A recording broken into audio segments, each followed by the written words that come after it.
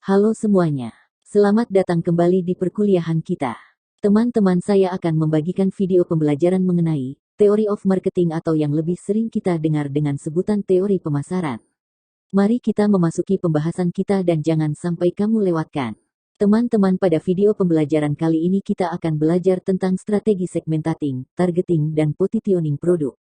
Teman-teman, pada pembahasan ini akan menyajikan materi yang tentunya akan sangat menunjang wawasan dan pengetahuan kalian. Teman-teman, apakah kalian tahu apa itu strategi segmentating, targeting, dan positioning produk? Pembahasan pertama, mencapai keunggulan kompetitif melalui fokus. Dalam istilah pemasaran, fokus berarti menyediakan secara relatif bauran produk untuk segmentasi pasar tertentu, yang memiliki karakteristik pembelian dan pola konsumsi yang hampir sama. Tingkat fokus dalam perusahaan dapat dilihat melalui dua dimensi, yaitu seberapa luas layanan yang ditawarkan dan seberapa banyak segmen pasar yang dilayani. Berdasarkan dua dimensi ini, terdapat 4 kemungkinan pilihan strategi apakah perusahaan memiliki market focus, fully focus, service focus, atau unfocus. Next, pembahasan, strategi segmentating. Tujuan pokok strategi segmentating, targeting, dan positioning adalah memosisikan suatu merek dalam benak konsumen sedemikian rupa sehingga merek tersebut memiliki keunggulan kompetitif berkesinambungan. Menurut Ciptono dan Chandra, 2012-150, segmentasi pasar adalah sebagai proses mengelompokkan pasar keseluruhan yang heterogen menjadi kelompok-kelompok atau segmen-segmen yang memiliki kesamaan dalam hal kebutuhan, keinginan, perilaku dan respon terhadap program pemasaran spesifik. Segmentasi pasar adalah membagi pasar menjadi pembeli yang kebutuhan, karakteristik atau perilakunya berbeda dan mungkin membutuhkan produk atau bauran pemasaran terpisah. Berikutnya ialah mengenali dasar-dasar alternatif segmentasi. Pendekatan segmentasi dapat dibagi menjadi dua, yaitu berdasarkan karakteristik konsumen dan berdasarkan respons konsumen. Semoga teman-teman dapat memahami materi sejauh ini.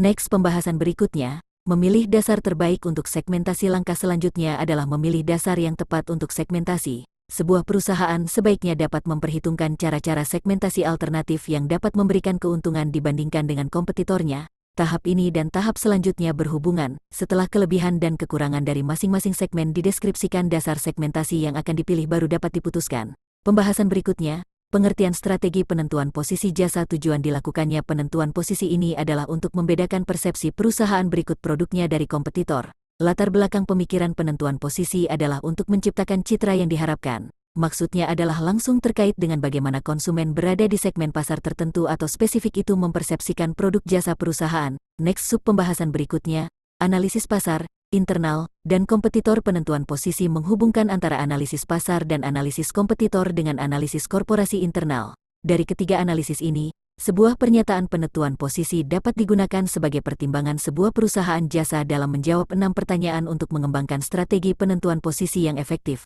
Next, sub pembahasan berikutnya, pernyataan penentuan posisi. Tujuan eksternal adalah pembentukan persepsi dalam benak konsumen atau pelanggannya. Tujuan internalnya adalah untuk memberikan arah bagi perusahaan untuk bersaing dan bertumbuh serta memengaruhi komitmen dari seluruh individu dalam perusahaan. Next, sub pembahasan berikutnya, menggunakan peta penentuan posisi untuk menetapkan strategi kompetitif. Peta penentuan posisi merupakan perangkat untuk memvisualisasikan penentuan posisi yang kompetitif, untuk mengembangkan peta dari waktu ke waktu, dan untuk mengembangkan skenario terhadap respon kompetitor yang penting.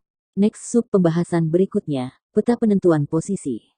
Dalam pembuatan peta penentuan posisi, perusahaan harus melakukan hal-hal berikut ini, yaitu ada 3. Pertama, sumber data, kedua, skala dan peringkat, ketiga, memetakan skenario masa mendatang. Sebelum pengambilan keputusan, kita harus mengetahui siapa kompetitornya, dan apa saja tantangan yang akan dihadapi oleh perusahaan jasa tersebut. Next, sub pembahasan berikutnya, melakukan penentuan posisi produk jasa melalui perubahan struktural. Produk barang dan jasa mempunyai perbedaan dalam hal wujud nyatanya, yaitu berwujud dan tidak berwujud. Apabila dalam produk barang isinya adalah bahan baku, maka dalam produk jasa isinya adalah proses. Next, pembahasan berikutnya, karakteristik proses. Berikut ini akan diuraikan mengenai proses dalam pemasaran. 1. Standarisasi. Proses ini tidak ada banyak variasi atau banyak ragam. 2. Kustomisasi. Menyesuaikan kebutuhan proses terhadap keinginan dan pengadaptasian konsumen. Next, pembahasan berikutnya, kompleksitas dan keanekaragaman. Kompleksitas adalah cara untuk membangun proses melalui langkah-langkah dan susunan. Keragaman adalah kebebasan atau kemampuan untuk memilih keragaman melalui langkah-langkah yang harus diikuti. Next sub pembahasan berikutnya, cetak biru kompleksitas dan keragaman dalam sistem jasa. Cetak biru adalah cetakan bagan rencana, di mana dalam pemasaran jasa memudahkan produsen untuk melihat dan menerjemahkan jasa yang ditawarkan ke dalam bentuk yang dapat dilihat. Pembahasan berikutnya, mengubah proses. Ada beberapa cara yang dapat digunakan untuk mengubah proses jasa. 1. Mengurangi keragaman. 2. Meningkatkan keragaman. 3. Mengurangi kompleksitas. 4. Meningkatkan kompleksitas. Next sub pembahasan berikutnya, implikasi dari perubahan sistem jasa. Contohnya jasa rumah sakit, mempunyai kompleksitas yang tinggi, namun tidak terlalu tinggi keragamannya. Pada jasa rumah sakit, struktur rumah sakit tersebut memang banyak dan rumit, namun setiap kegiatan medis yang dilakukan tidak terlalu banyak variasi karena harus sesuai prosedur dan etika kedokteran. Next sub pembahasan berikutnya, peran pegawai dan pelanggan. Terkait dengan peranan pegawai sebagai bagian dari proses ini, Mill 1985 menyarankan dua hal sebagai berikut. 1. Untuk jasa kontak rendah dan terstandardisasi, peran pegawai dapat dikontrol melalui regulasi dan peraturan-peraturan. 2. Apabila jasa tergolong sebagai jasa kontak tinggi dan banyak ragamnya, maka sebaiknya para pegawai mempunyai keahlian dalam manajemen diri sendiri. Next sub pembahasan berikutnya, peran sarana penunjang. Ada kalanya dalam menyediakan jasa diperlukan saran penunjang. Namun, dalam pemasaran jasa hanya sebagai sarana penunjang karena yang berperan dalam menggunakannya adalah jasa manusia. Next sub pembahasan berikutnya, penentuan posisi ulang. Penentuan posisi yang dibuat perusahaan terhadap jasanya memang bukanlah harga mati. Artinya, penentuan posisi tetap harus terus dievaluasi. Sebagai contoh, sebuah maskapai penerbangan sudah agak lama memosikin dirinya sebagai perusahaan penerbangan teraman di Indonesia.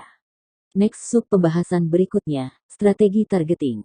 Targeting atau menetapkan target pasar adalah tahap lanjutan dari analisis segmentasi. Sebelum menentukan segmen mana yang dipilih, perusahaan perlu mengevaluasi setiap segmen terlebih dahulu. Tentu, perusahaan akan memilih segmen yang paling menarik. Setelah mengetahui potensi setiap segmen, barulah perusahaan menentukan segmen yang akan dilayani.